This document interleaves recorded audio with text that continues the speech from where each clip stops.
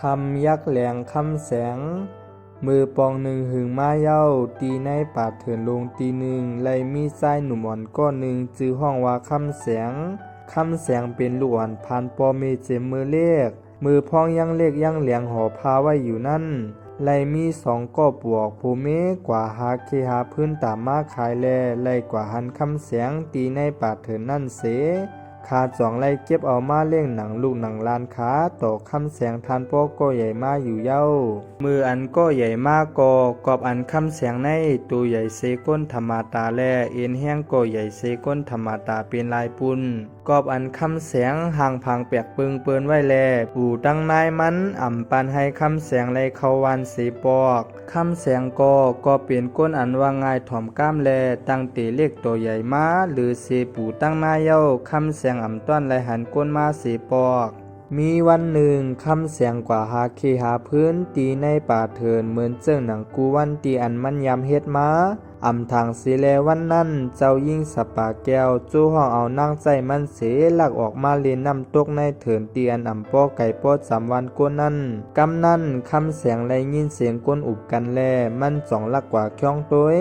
ย่ามมือมันซ้ายแลหันก้นเป็นปอกอ่อนตั้งสุดแลตีเลยว่าคำเสียงในมีศูนย์มุนกรรมเสแลหันเมียนเจ้ายิ่งสปาแก้วเพราะว่าเจ้ายิ่งเอ็นน้ำอิ่มเย้าก็ตั้งนางใจมันเสตึกอ่อนกันโจ้กันปอกมือขึ้นอยู่นั่นมือพ้องขาตึกไปมืออยู่นั่นอำสางถูกเสมีหมากหินลงลูกหนึ่งกิ่งลงมาจอมน้ำตกนั่นเสแผ่วมาตีเจ้ายิ่งสปาอยู่ไว้นั่นตั้งสองลับตาสีห้องเสนมังแลในพ้องนั่นคำเสียงก็สองไลเวียนออกมาเอามือมันขวัญหนึ่งแลโหเข่าอ่อนมันเฮไว้หมากหินลงลูกนั่นไว้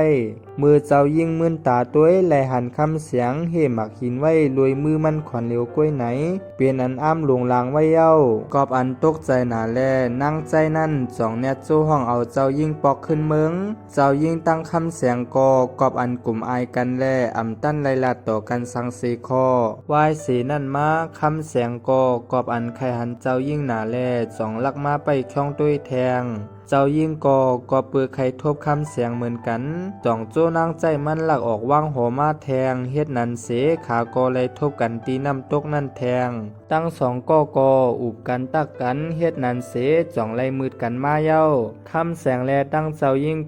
คินกันมาตีน้ำตกนั่นกูวันเฮ็ดนันเสขามีใจหักต่อกันมาอยู่เย้าคำเสียงสองลาตีเจ้ายิ่งว่าคาในเป็นลูกครึ่งยักษ์ครึ่งก้นอในเสตาเจ้ายิ่งสปากแก้วก็อำไว้ใจสังด้วยเหมือนว่าขาตั้งสองในเตหักกันแห้งนาอ่ำมีสังเตมายาตั้งหักขาตั้งสองไลมือนั่งใจสปากแก้วไลหู้ลองว่าคำแสงเป็นลูกครึ่งยักษ์ครึ่งก้นนั่นมันจ่องลักเอาลองตั้งคำแสงมาลัดหนีเจ้าใจกายยี่ปูดอันเป็นปีใจเจ้ายิ่งสปากแก้วนั่นเย้าเจ้าใจมือไลงินเสื่องนั้นเย้าเอาคำอับปันสู้นางใจนั่นเสมือเจ้าใจกะยี่ปูดหู้เย้านั่นมันดีใจหนาย้อนกอบมันยำไลงินมาว่าผียักษ์แหลงในเป็นผียักษ์อันไปทำน้ำตกตั้งเขาเถินหิมาวุ่นตาแทงตั้งหนึ่งในแลก็ว่าในเถินหิมาวุ่นตาในมีโคของกัดแขนตั้งน้ำตั้งหลายแลไผก็ใครเข้ากว่าหาโคของกัดแขนอยู่ห้างไผห้างมันเย้าย้อนนั้นตั้งเข้าเถินหิมาวุ่นตาสีเจียง8 นาในตื่นมีผีไปกุ้มทิ้งกวงตีอยู่เย้าปอเย้าก็ทำกัดแขนอันในก้นธรรมตาเฮาเตต้วยอ่ำหันไลสังหันก็ตั้งเตถางว่ามันเป็นธรรมตาก้วยในเย้ามีวันหนึ่งถึงหนังกลางคำมาเจ้าใจกะยี่ปูดก็ลักกว่าจู้ปอมอผีเสเย้าย้อนเอากาถาผีหุงผีให้ตีปอมอผีเย้ามันหลักสั่งสู้ซึกหันมันไว้เปิดตาเตกว่ายอบคำเสียงนั่นว่าไหนเผอถึงมากลางในลานั่นคำเสียงตั้งเจ้ายิ่งก็พยายามคิ้นกันกว่าตีน้ำตกนั่นกูวันแลมือในขาจมซื่อเสมาหังไผ่หังมันอยู่ปอว่าขามาหบหันกันตีกลางตั้งนั่นเย้าอำทางเสจุ่มซื้อหันเขามาล้อมหอบตัวคำเสียงไว้แลกะยี่ปูดออกนีตูมาเจ้ายิ่งสาป้าแก้วก็ตกใส่เสห้องไห้ย้อนให้ปีใจมันปล่อยปันอาสักคำเสียงว่าไหน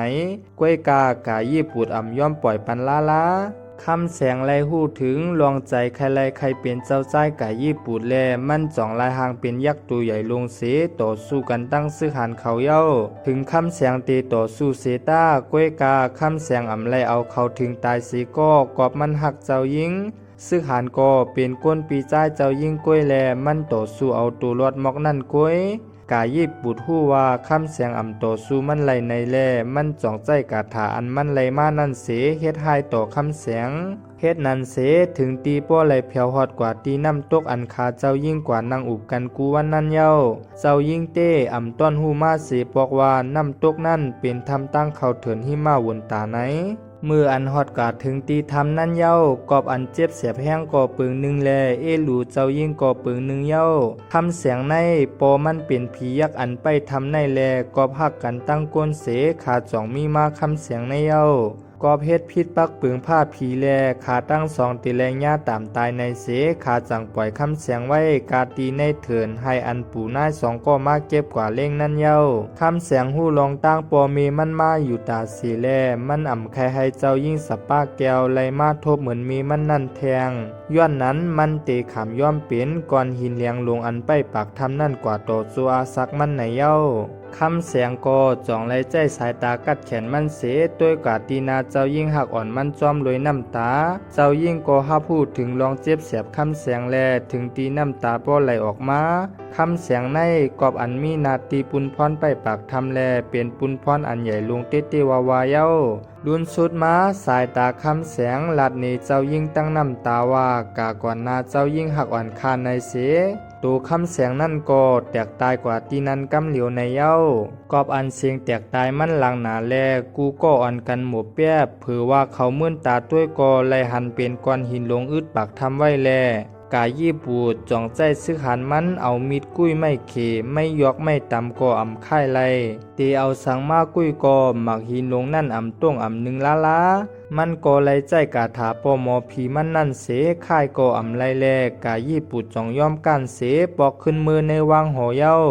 วายเสนั่นมากายยี่ปูดก็อ่ำมาตีทำน้ำตกในแทงเสปอกเจ้ายิ่งสปาแก้วเต้กูวันมันเตะหลักออกมานังเสให้ต่อคำเสียงอยู่กูวันเย้าเจ้ายิ่งเอาหน้าอ่อนมันอิงใส่หมากหินนั่นเสให้อยู่มันไหลยินเสียงโหดใจคำเสียงเต้นอยู่ภายในหมากหินนั่นแลแทนแทงแห้งเจ้ายิ่งสปาแก้วเต้ใส่เต้